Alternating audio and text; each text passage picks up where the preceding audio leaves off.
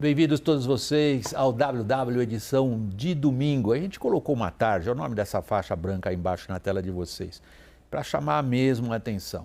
Nós temos agora o início de fato, né, depois da eleição do nosso presidente da República, tivemos junto a eleição do Congresso, o Congresso assumiu na semana que passou, agora está tudo armado. Então nós pusemos uma tarja realmente para a gente examinar tudo armado significa o quê do ponto de vista da distribuição de poder, da relação entre as várias forças políticas. Daí essa pergunta, quem manda no Brasil? Agora que a gente está tudo posto para começar o jogo, já começou, mas agora formalmente está tudo no lugar. São 13 os participantes da nossa roda, como sempre. Eu começo a apresentação deles aqui com a minha colinha por Fernando Luiz Abrúcio. Fernando, obrigado, Abrúcio, por ter encontrado tempo para ir nos atender. O Abrúcio é doutor em Ciência Política pela USP, é professor e pesquisador da Escola de Administração de Empresas de São Paulo, da Fundação Getúlio Vargas, aqui de São Paulo. Segundo participante na nossa roda é José Álvaro Moisés. José Álvaro, obrigado por vir também. Professor de Ciência Política, também escreve o blog Qualidade da Democracia. José Álvaro Moisés é autor do livro A Crise da Democracia Representativa e Neopopulismo no Brasil, publicado pela editora CAS. Nosso terceiro participante, obrigado, Murilo de Aragão, por ter vindo aqui, advogado, jornalista, cientista político, CEO da Arco Advice Pesquisas. Murilo de Aragão é também professor adjunto da Columbia University, lá nos Estados Unidos. Abrúcio, quem manda? Hoje nós temos um cenário muito mais equilibrado no presidencialismo brasileiro, se a gente comparar ao período Fernando Henrique, o primeiro período Lula. O Congresso ganhou força em vários processos, acho que o Murilo acompanha isso cotidianamente, ele ganhou força nos últimos 10 anos e o presidente da República, o Executivo Federal, perdeu relativamente força. Isso não quer dizer que o Poder Executivo não possa fazer muita coisa, aliás, fez recentemente na eleição do presidente do Senado, foi muito importante para garantir a eleição do presidente do Senado. Mas, de todo modo, o primeiro fato a destacar, William, é que hoje o poder é muito mais equilibrado no presidencialismo brasileiro. O segundo fato é que o governo vai ser um governo de amplíssima coalizão, não é de ampla coalizão, é de amplíssima coalizão. Porque não é só mais a frente ampla da eleição, mas é a frente ampla cotejada com o que ocorreu no Congresso. E o Congresso tem uma representação de outros partidos que não apoiaram o presidente Lula nem no segundo turno da eleição. E ele vai agora, terminada a eleição das duas casas, vai ter ainda muita mudança dos ministérios, na burocracia, nos cargos. Então, acho que essa é uma segunda coisa. E acho que é uma terceira coisa, só para terminar meu comentário, William. Nós tivemos ainda estamos num momento muito turbulento da democracia brasileira. Isso, em certa medida, é contrário ao presidente Lula, ao grupo que ele representa, mas o favoreceu, em certa medida, porque ele deu um sopro de legitimidade, um apoio. Se a gente vê o discurso do Arthur Lira e o discurso do Rodrigo Pacheco, são discursos favoráveis ao presidente Lula. Então tem esse cenário, mas agora é que vão começar as pautas. Então agora tem que chegar no Congresso, vão ter que discutir reforma tributária, alguma âncora fiscal. E acho que vai ser um governo que vai exigir enorme negociação no Congresso. Eu diria que mais do que Lula e Fernando Henrique precisaram fazer nos seus 8 anos de governo. Nós vamos ter tempo para entrar em cada um desses aspectos específicos. Eu queria dar oportunidade primeiro a vocês, Álvaro, depois na sequência a você, Murilo, essa mesma pergunta de provocação para atrair o nosso público. Quem manda? Eu vou na mesma direção do Abrúcio. Eu acho que realmente hoje o presidencialismo de coalizão é muito mais equilibrado. Agora, tem havido uma série de interpretações, eu acho que até você mesmo escreveu alguma coisa sobre isso, de uma aproximação de um semipresidencialismo. Com dois primeiros ministros, sim. E com tem uma ironia embutida aí. Eu acho que, no entanto, o presidente perdeu. Não é que ele perdeu, é que o parlamento, digamos, ganhou áreas de maior poder. Mas o presidente brasileiro continua com extremos poderes. Então, num certo sentido, esse equilíbrio, eu acho que traz para o centro do debate político, e isso tem relação com a qualidade da democracia, com o que nós estamos vivendo no Brasil, não é? Traz para o centro político, além do parlamento, o judiciário. Não, eu não estou me referindo às decisões do judiciário no sentido da judicialização da provocação que o judiciário recebe para entrar em temas que às vezes seriam próprios do parlamento ou mesmo de proposições do executivo. Mas eu me refiro, hoje o judiciário é muito mais presente, não é, no sentido de fazer a sua missão, o seu papel para assegurar a democracia. Acho que isso foi um avanço no Brasil, não é? Acho que, num certo sentido, nós tivemos crises extremamente graves nesses últimos 4 anos, e o que ocorreu no início desse ano é muito grave. Nós estamos vendo agora aparecer mais notícias que dão detalhes, não é, do que foi a tentativa de golpe de Estado no Brasil. Agora, essa declaração do senador Marcos Val acrescenta em relação a dados que nós tínhamos antes. Foi na noite de quarta para quinta-feira da semana que passou. De quarta para quinta, acrescenta, não é? Mas eu diria, olhando essas sinalizações de crise, no entanto, o sistema como um todo se consolidou mais e, num certo sentido, a opção democrática ficou mais atualizada. Não é? Resta saber, eu acho, se o governo vai ser capaz de dialogar sobre isso com aquela outra metade da sociedade que não votou no Lula e que, na verdade, às vezes tem uma atitude extremamente agressiva em relação ao sistema, como nós vimos no dia 8 de janeiro. Acho que esse é um tema que está em aberto as possíveis iniciativas para que o equilíbrio que está se dando por cima possa ocorrer também na base da sociedade. Isso ainda não está resolvido, na minha opinião. Murilo? Olha, eu concordo com a avaliação geral dos nossos queridos parceiros aqui, o Fernando e o Moisés.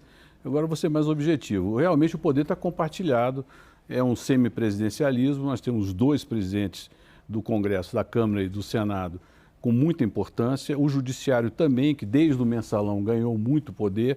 No caso do Legislativo, já falei isso várias vezes, a questão orçamentária e a questão também da votação dos vetos, ou seja, o espaço de construção de maiorias se moveu do Executivo para o Legislativo. Tem também um fenômeno que acontece durante a pandemia, que é o fortalecimento do federalismo, e é importante lembrar que hoje, dos 8 estados economicamente mais importantes do país, estão sendo controlados pela oposição ao governo central, e ainda a questão do Banco Central Independente, que tirou do presidente da República, do Ministério do presidente da República, o poder sobre a política monetária e a política cambial. Então, claramente, o Brasil de hoje é um sistema que pode ser dito que é semi-parlamentarista ou semi-presidencialista, mas o que é certo é que o hiperpresidencialismo deixou de existir. E o governo de hoje é muito diferente na sua configuração. O seu hardware é muito diferente do que foi em 2003, quando o Lula foi presidente a primeira vez. E esses acontecimentos todos mostram a fragmentação do poder de decisão no país e que é uma nova realidade. E que essa realidade veio para ficar. Eu não vejo um refluxo do Legislativo em relação aos seus poderes, eu também não vejo o Judiciário deixando de ser tão protagonista como ele é. Além do mais, também, dentro desse processo, além do mensalão e da Operação Lava Jato, que deram um protagonismo ao Judiciário, houve também um fenômeno das decisões monocráticas dos juízes do Supremo Tribunal Federal, com grande impacto na realidade política. Então, a combinação desses fenômenos indica uma repartição de poder que nunca visto na história do Brasil. Nunca existiu isso na história do Brasil. Tem 2 aspectos super relevantes que vocês mencionaram nesse começo de programa. Um deles tem a ver, usando a expressão repartição de poder, amplíssima coalição, uma força muito grande em termos de prerrogativas do Legislativo que não vimos até aqui. E outro aspecto importante que vocês mencionaram é tentar estabelecer em que medida o trauma de 8 de janeiro ele prossegue e como contamina a política, ou se a gente consegue ver essa estruturação institucional independentemente das consequências do trauma. Vou pegar a primeira e ir pelo raciocínio que vocês 3 desenharam. Se a gente está diante dessa realidade, repartição do poder, amplíssima coalizão, amplíssima frente, como se quiser tratar, Bruce, estamos falando do mesmo animal, Como esperar um mínimo de coordenação em torno de pautas que têm muita complexidade e, ao mesmo tempo, urgência, como uma reforma tributária? No final do segundo turno, um jornalista perguntou o que significava a contraposição entre o Bolsonaro e o Lula. Eu dizia, é a contraposição entre o desastre e o muito difícil. Ainda bem que o desastre foi embora, ainda tem as sequelas, o Moisés contou algumas das sequelas que o bolsonarismo nos deixou, mas é muito difícil porque o sistema político brasileiro, de fato, se tornou mais estilhaçado, para usar uma figura, pegando o que o Murilo falou, né? Como se fossem estilhaços, né? Federação, ele falou federação, Banco Central, Congresso. Então, esse é o primeiro ponto e, portanto, já de partida, mesmo que não tivesse havido o 8 de janeiro, William, já seria necessário negociar e conversar com muita gente. Vou lembrar uma coisa importante. Quem é fundamental nesse processo, na sua avaliação? Eu acho que é fundamental o Supremo Tribunal Federal e o presidente da Corte. Eu acho que o presidente da Corte vai ganhar mais poder nos próximos anos, porque as decisões tendem a ser mais colegiadas. Não vai ser de uma hora para outra, mas há um caminhar para isso, mas o presidente da Corte se torna muito forte. Acho que os governadores são muito importantes, porque as políticas públicas se realizam no plano subnacional, não é em Brasília, né? O Lula não ganhou em Brasília, o Lula ganhou porque no território nacional as pessoas estavam insatisfeitas com o governo Bolsonaro, mas para ficarem satisfeitas você precisa chegar lá e, portanto, você precisa ter os estados. Então, tem alguns governadores que são estratégicos nesse processo, embora a capacidade, digamos, de aliança entre eles é mais baixa do que a aliança que os partidos conseguem fazer, mas são importantes. E acho que o presidente da Câmara e o presidente do Senado são muito importantes. Claro, nós três falamos aqui que o sistema está mais equilibrado e estilhaçado, mas a figura do presidente, os poderes executivos federais são importantíssimos. Ele tem poderes de cargo, ele tem poderes, digamos, simbólicos, né? Quando o presidente vai... Eu acho que o discurso que o presidente fez na inauguração do ano judiciário do país foi muito interessante, porque ele ficou 90% do tempo elogiando o judiciário pela defesa da democracia, e acho que o Lula nisso está completamente correto, foi fundamental. Senão o Brasil tinha acabado a democracia. Mas nos 10% final, o que ele falou, William? Falou, mas é preciso a política. Ou seja, ele sabe que vai ter um limite ali, e tanto o discurso do presidente Arthur Lira quanto do presidente Rodrigo Pacheco, olha, defendemos democracia, estamos juntos aí com o Supremo, mas nós temos que ter um limite político às decisões do Supremo. Então, o Lula está querendo mostrar que vai ter muita política, muita negociação, muita conversa, muita delimitação de espaço. Você pode ir até aqui, até ali já não pode mais, nesse governo. E isso, quando chegar, só para terminar, William, claro, quando chegar a discussão das reformas em si, vai envolver, inclusive, outros atores, no caso da reforma tributária, os setores econômicos. Então, se a reforma tributária, do ponto de vista federativo, se a gente olhar o projeto do Bernard Api, que eu acho que vai ser a base do projeto, já está mais ou menos consensuado. Tem um problema, mas do ponto de vista dos setores econômicos, não. E eles vão chegar no Congresso, vão apresentar suas proposições e o Congresso vai usar essas demandas da sociedade. E estou falando usar não no sentido negativo, não me leve a mal, mas vai usar para ganhar poder nesse processo. Então vai dizer, olha, o setor de serviços não quer isso, o setor agrícola não quer isso. E com isso o Congresso ganha um poder. Então vai ser um jogo de grande negociação para aprovar uma reforma tão importante como a reforma tributária. Ouvindo você falar, me vem à memória uma experiência jornalística que eu tive muitos anos atrás. Eu era um jovem repórter de política do falecido, querido, saudoso Jornal do Brasil. E cobri a Constituinte, onde tivemos, eu vou traçar um paralelo com todas as ressalvas. Claro, claro. Onde nós tínhamos uma tentativa de organização de ideias antagônicas, de interesses que se opunham, mas naquele período surgiu aquela figura da bancada da governabilidade, que era integrada por cabeças no Congresso de diferentes espectros políticos, mas com uma noção conjunta de que algo tinha que ser articulado. Senão nós não estamos debatendo até hoje como é que ia ser a Constituição. Ressalvadas as diferenças, os paralelos dos tempos históricos, Zé Álvaro, quem você vê hoje, pode ser instituição ou pode ser fulanizado, se você preferir, que exerça um papel similar, porque a descrição que vocês fazem do estilhaçamento, do fracionamento do parlamento, do jogo das diferentes instituições, dos traumas recentes da política, sugere um campo tão aberto e a urgência das decisões está aí, não dá para ficar brigando com o tempo.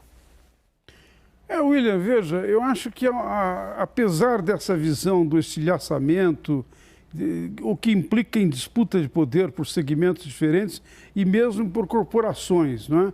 Mas, além disso, uma coisa que me chama a atenção, há uma série de, digamos assim, de temas que começam a ser consensuais, não é? Por exemplo, a questão do equilíbrio entre as instituições republicanas, não é? Aparece na fala de todos os atores atuais. Num certo sentido, delimitando, digamos assim, a ação principalmente do Supremo Tribunal Federal, mas ao mesmo tempo chamando o Judiciário para compartilhar, digamos assim, a administração do poder de uma maneira muito positiva.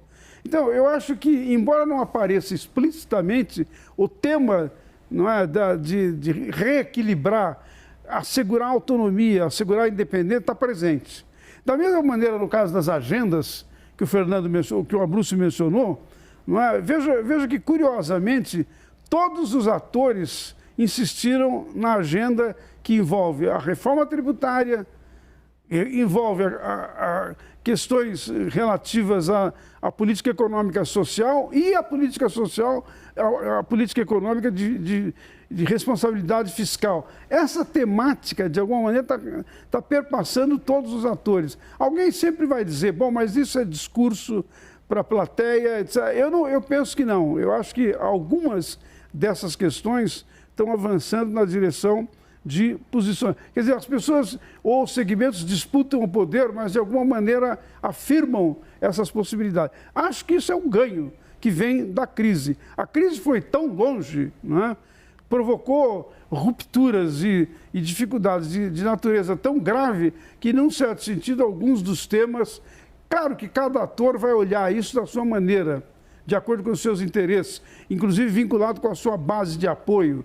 E, portanto, nem sempre será a mesma coisa. Quer dizer, a reforma do Bernardo Api, por exemplo, não é, tem apoio em um segmento, mas tem muita gente também que levanta dúvida, inclusive na área dos governadores, porque não está inteiramente claro como é que será a perda do ICMS. O mecanismo de compensação, basicamente, esse é o ponto. Hein? O mecanismo de compensação. Exatamente, os mecanismos de compensação. Então, isso nem sempre é consensual. Mas eu digo, mas o tema de que nós precisamos de uma reforma e o país precisa, de alguma maneira, ir nessa direção, eu acho que está amalgamando. Que forças políticas conduzem essa, digamos, necessidade de definição diante da urgência de certas agendas, Murilo? William, eu tenho uma visão positiva do momento político. Eu acho que a democracia no Brasil está evoluindo. E essa crise que ocorreu de questionamento à democracia e a resposta que as instituições deram foi muito positiva. Eu vejo o Brasil vivendo uma situação que seria quase um neopluralismo, onde você tem os poderes públicos e também tem a sociedade organizada se manifestando também. Lembramos que todos os acontecimentos recentes da história do Brasil, desde o Mensalão, tiveram a participação da sociedade se manifestando intensamente. E voltando um pouco atrás, na Constituinte, a qual você mencionou, quando eu escrevi a minha dissertação de mestrado, o estudo foi sobre grupos de pressão no Congresso Nacional. Naquela época eu identifiquei 380 grupos com seus nomes e interesses defendidos e onde eles foram defendidos.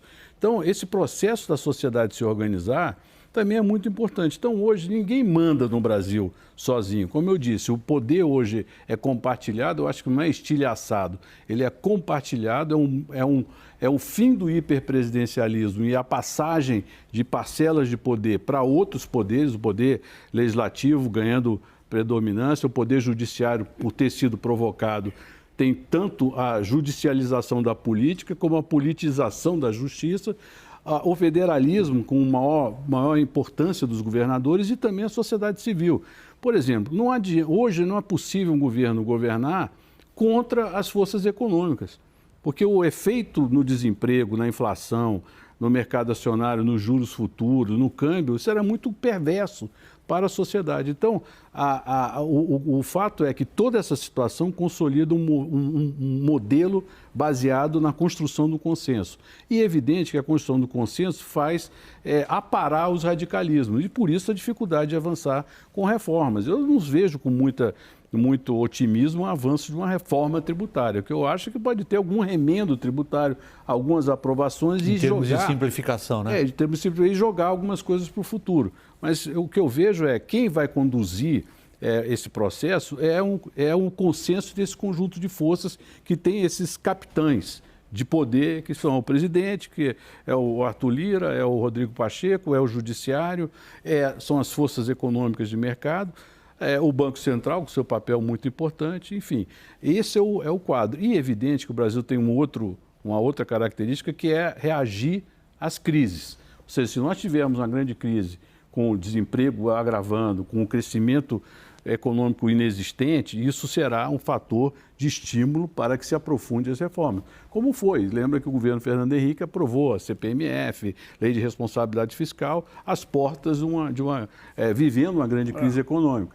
2017, 16, 17, o governo Michel Temer aprovou uma série de reformas por causa da saída do governo econômico caótico da ex-presidente Dilma. Então, o Brasil também tem esse outro lado aí, que as circunstâncias empurram as decisões no mundo político. Eu ia complementar uma coisa que o Murilo falou. Quando a gente está dizendo que vai ter muita negociação, é importante pensar que isso não quer dizer que vai dar errado. Isso é importante marcar, né? Vai ter muita conversa, porque eu acho que tem um enorme espaço de cooperação política no momento. Primeiro, por conta da questão democrática. Várias forças políticas se juntaram e falaram assim, essa coisa do golpismo bolsonarista tem que acabar, e isso ainda vai continuar gerando problemas para o bolsonarismo. Segundo, porque os governadores precisam do governo federal, e o governo federal precisa dos governos dos estados. O Tarcísio não vai brigar com o Lula. De jeito nenhum. Ele disse até que eu e o Lula somos sócios. É isso. Então, assim, tem um espaço, e a ideia de criar o Conselho da Federação, que o presidente falou, é muito interessante. Acho que tem muita coisa que pode ser. O espaço de cooperação com o Congresso está muito claro. Você vê o discurso do Arthur Lira e do Rodrigo Pacheco, quando vai para a pauta, é reforma tributária. Quer dizer, estamos combinados, é este o problema. Então, tem muito espaço de cooperação. É claro, quando o Murilo fala da reforma tributária, nunca é perfeita, né? A gente ficar procurando a reforma perfeita da Previdência, isso não existe em nenhum lugar do mundo. A Thatcher, quando fez a reforma, Thatcher, que tinha um poder enorme, fez a reforma previdenciária cujos resultados, alguns começariam 20 anos depois. Quer dizer assim, acho que a gente vai ter uma reforma tributária que vai propor uma faixa de transição, etc. Ótimo, para o Brasil já seria ótimo. Eu acho que tem, para terminar, duas coisas que atrapalham a cooperação. Primeiro, que é o bolsonarismo. O bolsonarismo ele está em crise, mas ele tem forças profundas, aquelas que o Moisés falou, em parte da sociedade, e ele ainda tem politicamente, mesmo que perdendo politicamente, capacidade de atrapalhar o jogo.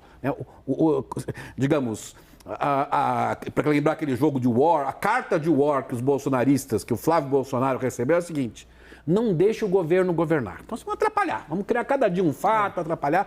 E isso atrapalha a cooperação, esses fatos relativos ao presidente Bolsonaro, a questão das fake news. Vamos ter 2, 3 meses ainda muito complicados, William, na Justiça, na Polícia Federal. E por mais que a gente diga, você até falou sobre isso no início, que não, vamos começar a reforma tributária, o ministro está fazendo... Mas isso cria algum ruído. Então, esse é o primeiro problema que atrapalha a cooperação. O segundo problema... Eu acho que o governo Lula tem que azeitar um pouco mais o discurso do ponto de vista da política econômica. Porque no restante, a política educacional está com um discurso super bem azeitado, a política de saúde está com um discurso super bem azeitado, a política ambiental está com um discurso super bem azeitado, tem gente competente em várias áreas.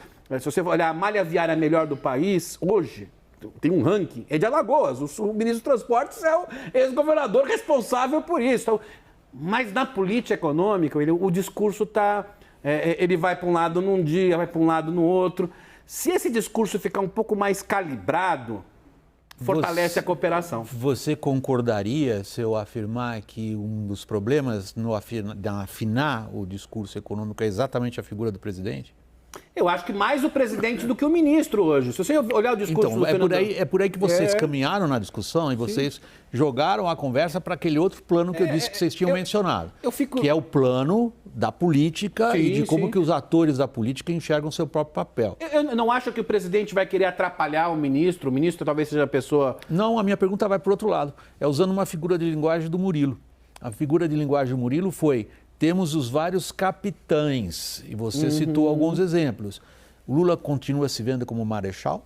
É que eu acho que o Lula vai ter que fazer um pouco o que ocorreu em 2003, quando ele deu uma autonomia maior ao Palocci. Acho que ainda ele não percebeu que vai ter que fazer... E sabe quem vai colocar isso, William, para ele? É a realidade da sociedade, da economia. Digamos, não é que tem uma oposição que vai dizer isso para ele. Moisés e Murilo. Não, muito provavelmente isso que o Abruzzo está dizendo é verdade. Vai depender muito da dinâmica da economia, das pressões, de como se organiza. Agora, eu vejo, num certo sentido, William, até para voltar à sua pergunta inicial, em que pese um maior equilíbrio, e acho que há um maior equilíbrio de poder, do exercício do poder entre instituições fundamentais, ainda assim, o Lula está, de certa maneira, incorporando um papel do presidencialismo do velho o de 20 anos atrás. Presidencialismo de coalizão, em que o presidente não é bem, digamos assim, uma frente no sentido político, em que os diferentes partícipes discutem, inclusive, os objetivos de governo. Não, é aquilo que o presidente define e ele chama, ele convida representações dos vários partidos para participarem, mas para executar aquilo que é o que ele vê. Sim. Então, num certo sentido, é o que alguns estão chamando de um presidencialismo pessoal. Eu acho que tem esse componente, né? Embora isso não esteja inteiramente definido, eu acho, inteiramente decidido. Eu acho que vai depender muito dessa dinâmica, né? E aí, estou de acordo com o Fernando, tanto a economia como o papel dos governadores vai ser vital nisso, né? Agora, essa é uma área que também houve avanços, e não é por acaso que governadores de oposição estão dizendo, olha, nós somos sócios, temos que olhar... Quer dizer, a realidade da economia e de certos desafios do país chama a cooperação, chama a possibilidade de unidade. Como o presidente vai responder a isso ainda não está inteiramente claro, na minha opinião. Murilo, eu não quero cortar seu raciocínio, nós estamos indo para o break. Vamos fazer o seguinte, a gente vai para o intervalo e ele volta, o programa volta contigo abordando essa questão. Pessoal, é rápido o nosso intervalo, até já.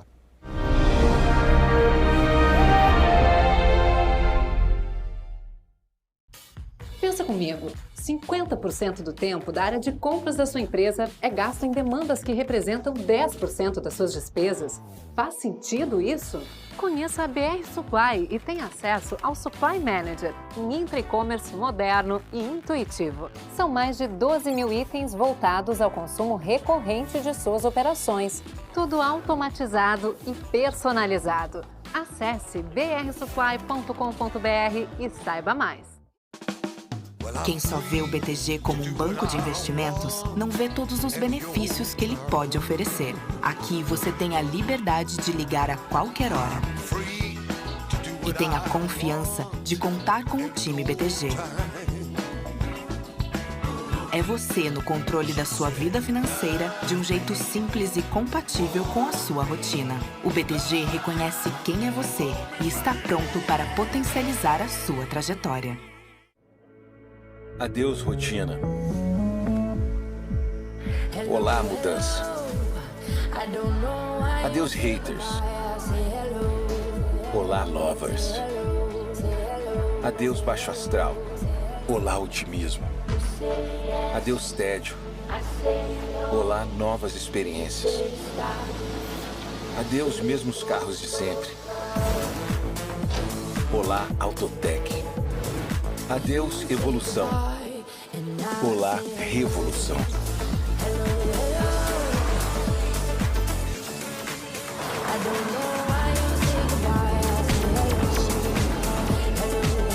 Bem-vindo ao amanhã, hoje. Com a marca de carros diferente de tudo que você já viu.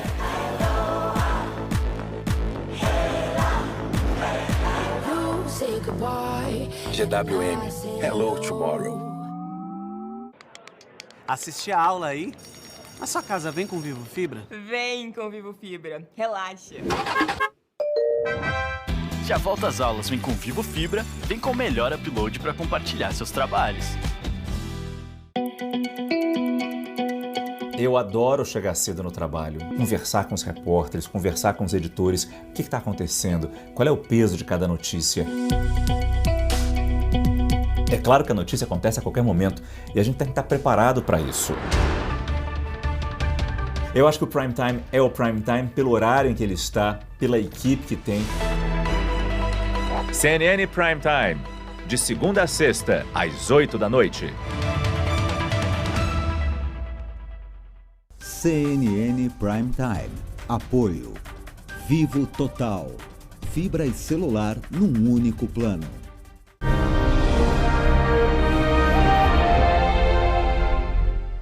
Bem-vindos de volta ao WW edição de domingo. Murilo, eu tinha prometido, cumprindo a promessa, a palavra é sua agora no reinício do programa, e nós estávamos discutindo ao final do primeiro segmento, no finalzinho, no fundo, como é que o Lula encara o papel dele. Bom, em primeiro lugar, o Lula tem que entender que o presidente de hoje não é o presidente de 2003. Ele não tem mais o poder que ele tinha. Entendeu? Ele vai ter que entender na prática. O exercício do poder vai mostrar essa nova realidade.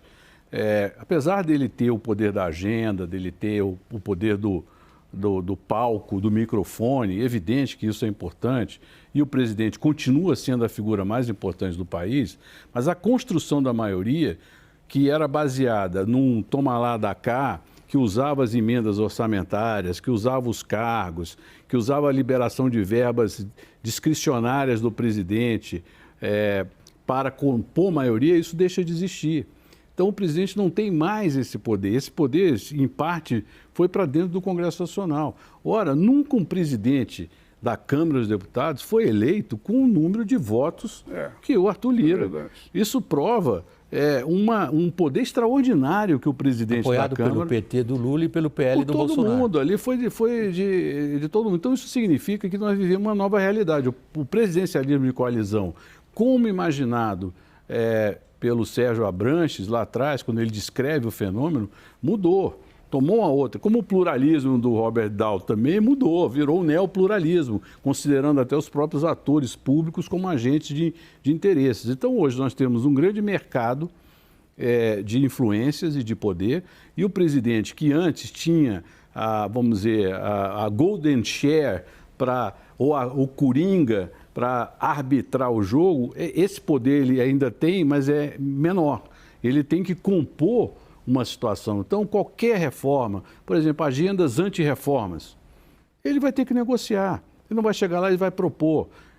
O pacote econômico do presidente Haddad, do ministro Haddad, a mesma coisa. Vai ter que negociar, senão não vai passar. O Bolsonaro foi o presidente com o maior número de vetos rejeitados por índice. E por item, né, artigos, parágrafos, mais de 1.000. Ora, essa situação de votar vetos, o Lula não atravessou. O governo do Lula, ele praticamente não votou veto. Se engavetava o veto ali no Congresso e era conveniente para todos. Hoje é diferente. Então, o que eu quero dizer é que a situação mudou, o hardware mudou e o software vai ter que mudar para funcionar.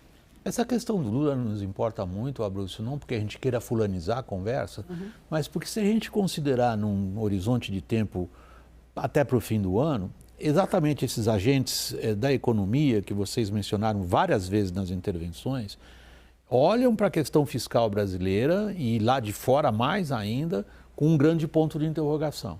Esse grande ponto de interrogação necessariamente tem que ser respondido pelos capitães na negociação. Nessa questão específica, se a gente tem essa espada, é uma espada em cima. Eu não sou fiscalista nesse sentido, mas eu sou obrigado a reconhecer que a questão fiscal domina o nosso debate público em boa medida. A gente pode até esquecer que ela existe, mas ela está lá. Como vocês falam, são fatores da economia que têm uma enorme pressão sobre as decisões políticas. Especificamente nesse aspecto mais amplo, vai mais além da política econômica. Você vê a figura do presidente alinhada com o desafio ou, eventualmente, ainda preso ao que ele descreve como teria sido o seu governo? Eu acho que ele está no meio do caminho, na verdade, essa é a minha opinião. Porque se você olhar a agenda do Lula para a questão ambiental, para a questão de políticas sociais, mesmo a agenda internacional, tem uma outra bobagem, mas assim, ele é muito mais respeitado hoje, o Brasil vai ganhar muito com isso, inclusive investimentos, tudo.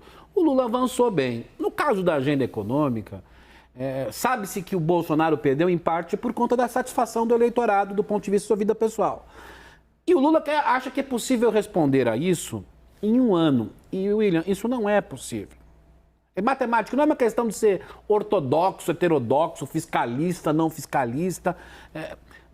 Se o Lula quer ter um aumento real do salário mínimo, ele tem que fazer um projeto para os 4 anos de poder. Se ele quer ter uma mudança na tabela do imposto de renda, eu não sei se é R$5.000, quanto é. A gente tem que fazer um estudo técnico, mas de fato nossa tabela está muito defasada, nosso imposto de renda é muito regressivo. Não é para este ano, isso vai ser um processo. Então, eu acho que o Lula ganha muito se ele adotar uma visão mais incrementalista. O discurso do Haddad já é mais incrementalista. A equipe econômica já percebeu isso. O Lula está demorando a perceber isso e acho que uma coisa que atrapalha não é só a saudade de 2003, brincando com o Murilo, mas é o próprio quadro desse primeiro mês, que foi um mês... Que mês? Eu fico lembrando agosto de 54, março de 64. É um mês equivalente a agosto de 54 e março de 64. É um mês que a política foi louca. Então acho que o Lula ainda está... Não é? Mesmo o Lula, que é um político talvez o mais experimentado do país, ele está tentando se acertar nessa história. Mas eu acho que a realidade econômica e social nos próximos 3 meses, eu estou falando 3 meses porque abril é a data em que o ministro Haddad prometeu ao presidente da Câmara entregar, não a reforma tributária, mas entregar uma âncora fiscal. É promessa dele. Nem precisava fazer em abril, podia fazer depois, se nós olharmos a lei. Nesses 3 meses, o Lula vai ter que se azeitar, porque senão quem vai fracassar é o Haddad. Se fracassa o Haddad, fracassa o Lula. É uma coisa em cadeia. E eu acho que agora... se ele conseguir sair um pouco dessa discussão democrática, talvez seja um momento de Lula falar assim, já foi, deixa o ministro Alexandre de Moraes tomar conta disso, a Polícia Federal, e começar a se concentrar e perceber os sinais da economia. E não é essa ideia assim, Faria Lima, etc. Embora esses interesses também existam, a questão é que nós temos uma taxa de juros de 13 e poucos %, uma inflação e tal, e isso não vai ser mudado não só porque o Banco Central é independente, Murilo, mas porque pela caneta, mesmo que o presidente do Banco Central quisesse mudar, não ia dar certo. É apenas isso, não é porque ele é malvado. Então, assim, tem uma coisa que o Lula tem condições, o que o Bolsonaro não fez, de ter um desempenho econômico razoável com melhoria social, mas isso não será entregue em 2023. Se ele tiver a ideia, se ele perceber que precisa de uma estratégia mais incrementalista, e eu acho que a equipe econômica já percebeu e ele ainda não, ele tem grandes chances de conseguir cooperação no sistema político. Vocês jogam a conversa no plano político mesmo, por excelência, que é a capacidade de entender os fatos da realidade por parte dos personagens decisivos. No caso, nós estamos falando do Lula. Vamos olhar para o outro lado, Zé Álvaro. Vocês mencionaram em vários momentos o grau de divisão social. E não é só bolsonarismo, é algo extraordinariamente profundo. Eu não me lembro, como repórter, ter visto o grau de divisão social que a gente tem hoje no nosso país. Nem na saída do regime militar havia uma certa, digamos, posição consensual que íamos para uma redemocratização, com uma preocupação social que deságua no governo Fernando Henrique. Agora, esse confronto que a gente registra hoje, com redes sociais que o Lula não conhecia 20 anos atrás, trazem, na minha avaliação, mas eu quero ouvir a de vocês, uma realidade política que nunca enfrentamos. Qual é o peso disso na capacidade que tem o atual governo de se articular? Não, eu acho que esse peso é enorme. Realmente é um desafio, se soma ao desafio que apareceu na discussão anterior. Quer dizer, num certo sentido, os ministros da economia estão muito mais conscientes do que o presidente em que direção deve caminhar para retomar a economia no país. E o Lula, eu me lembrei de um programa aqui com você durante a campanha. Em algum momento nós estávamos fazendo um balanço que era, bom, o Lula está indo bem, possivelmente vai enfrentar o Bolsonaro, qual é o problema? E eu me lembro que apareceu, o grande problema era, até agora ele não disse nada, não tinha dito na ocasião, não disse depois, sobre a responsabilidade fiscal. Então eu acho que esse grande desafio está posto para o governo e, em parte, é difícil saber como se resolverá. Mas eu acho que a pressão, não só interna dos ministros, mas a pressão da sociedade, do mercado, e mesmo o fato de que você tenha esse poder maior do Congresso, exatamente, da Câmara e do Senado, vão levar à necessidade de uma definição da parte do presidente. Agora, William, a outra questão, que é da divisão da sociedade, eu acho que primeiro nós temos que entender que isso veio das crises, principalmente depois do governo, ou com o governo da ex-presidente Dilma Rousseff. A partir dali, a crise econômica se aprofundou com consequências sociais muito graves, né?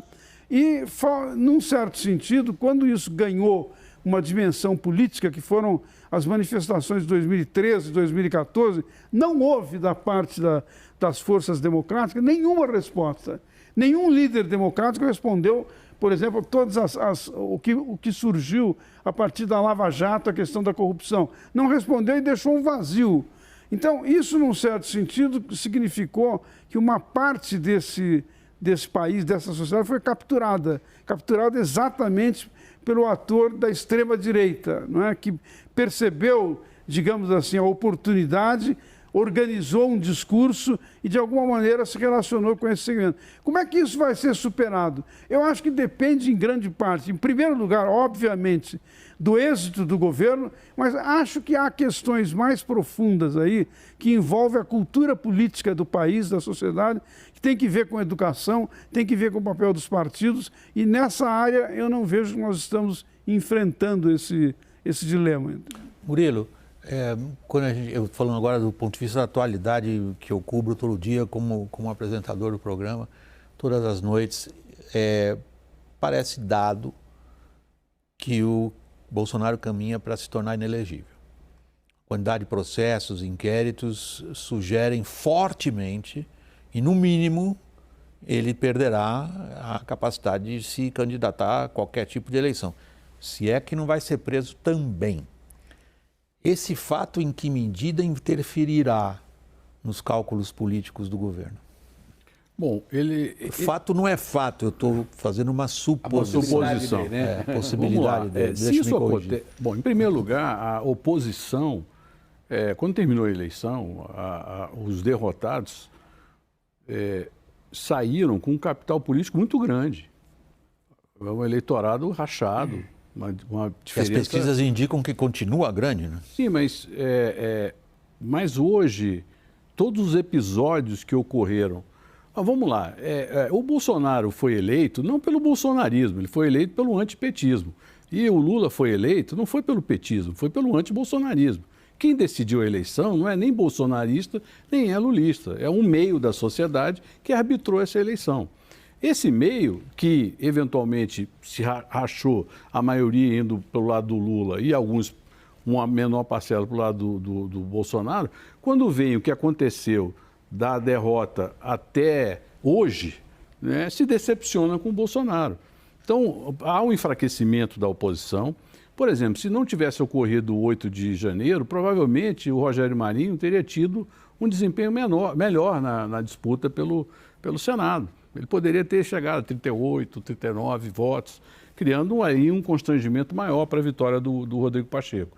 Então, eu vejo que a situação do bolsonarismo fica fragilizada, tem esse apoio ou essa desaprovação ao Lula, mas ela não quer dizer que seja uma aprovação ao Bolsonaro, porque o eleitorado que votou no Bolsonaro não era necessariamente ou totalmente bolsonarista.